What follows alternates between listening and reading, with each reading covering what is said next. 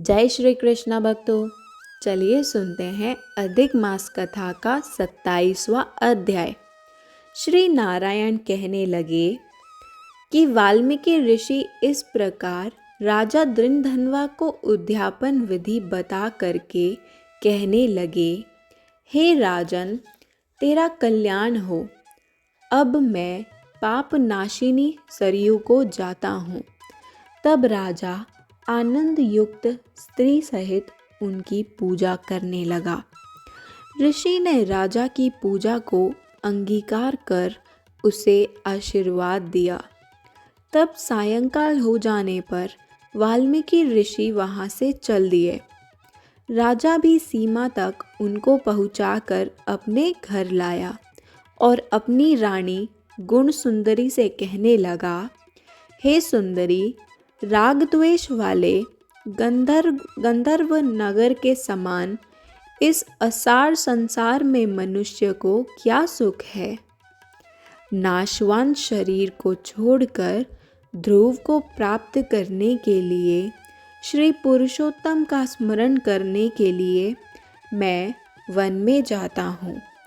तब वह पतिव्रता ऐसे वचन सुनकर अत्यंत नम्रता से हाथ जोड़कर कहने लगी, हे पतिदेव, मैं भी आपके साथ चलूँगी। पतिव्रता स्त्रियों के लिए तो पति ही देवता है। इस प्रकार प्रिया का वाक्य सुनकर और अंगीकार करके राजा पुत्र को राज्य अभिषेक कर स्त्री के साथ तत्काल मुनियों से सेवित वन को चला गया। इस प्रकार व्रत की विधि में स्थित हुए तपोनिधि राजा की यह पतिव्रता रानी सेवा में तत्पर रहती। राजा के इस प्रकार करते हुए संपूर्ण पुरुषोत्तम मास के समाप्त होने पर वहाँ पर विमान आया और विमान पर चढ़कर दोनों सुंदर नवीन शरीर धारण कर तत्काल गौलोक में चले गए। श्री नारायण बोले, हे नारद, इस पृथ्वी तल में पुरुषोत्तम के समान कुछ भी नहीं है। 1000 जन्मों तक तप करने से भी वह फल नहीं मिलता जो पुरुषोत्तम के सेवन से मिलता है। जैसे बंदर के 3 रात्रि स्नान करने से करोड़ों जन्मों के पाप नष्ट हो गए थे, श्री पुरुषोत्तम मास के अनजाने ही उस दुष्ट बंदर का स्नान होने से पूर्व कुकर्मों का नाश हो गया था और वह सुंदर शरीर धारण कर विमान पर चढ़कर गौलोक को चला गया था।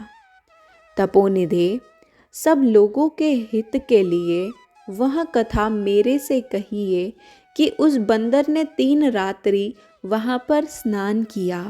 वह बंदर कौन था और उसने क्या आहार किया, कहाँ उत्पन्न हुआ और उसके अनजाने ही पुरुषोत्तम मास में स्नान करने का क्या फल हुआ।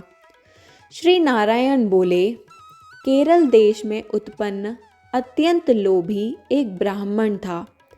इस कर्म से लोक में वह कंजूस नाम से विख्यात था।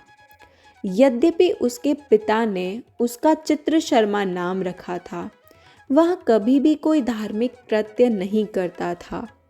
एक वन में विचरने वाला माली उसका मित्र था। वह ब्राह्मण सदैव अपने उस मित्र माली के पास जाकर और रोकर बारंबार अपना दुख कहा करता था कि नगर के रहने वाले सदैव मेरा तिरस्कार करते हैं। इससे इस नगर में रहना अत्यंत कठिन हो गया है। वह माली उसको दीन जानकर दया करता हुआ बोला, हे चित्र शर्मा, तुम इस समय बाड़ी में रहो। कंजूस माली के वचन सुनकर बड़े आनंद से उस बाड़ी में रहने लगा। नित्य उसके निकट रहता और उसकी आज्ञा का पालन करता। इससे उस माली का उस ब्राह्मण पर दृढ़ विश्वास हो गया। तब उस माली ने अत्यंत विश्वास से अपने समान उस बाड़ी का उसको अधिपति बना दिया और सब प्रकार से बाड़ी का चिंता छोड़कर स्वयं ने राजमंदिर में नौकरी कर ली। इधर लोभ से अत्यंत दुर्बल वह कंजूस बेचने से बचे फलों को बड़े आनंद से निर्भय होकर खाने लगा।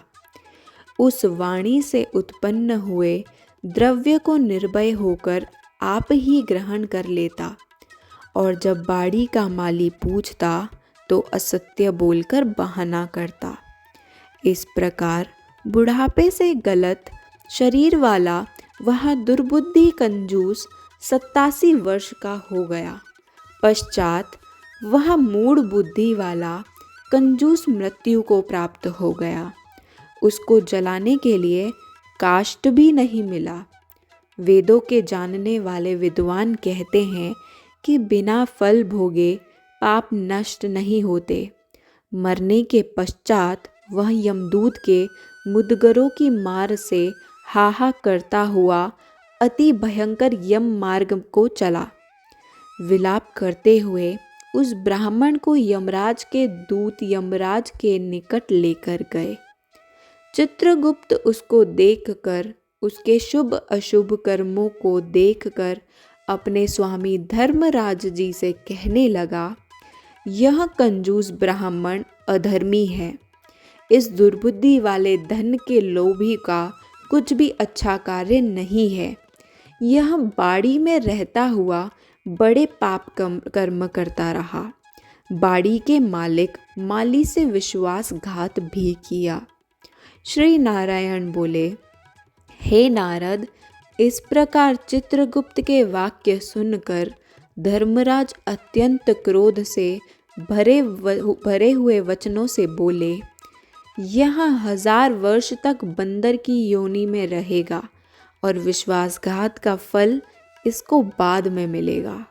और इसी प्रकार 27वां अध्याय समाप्त होता है।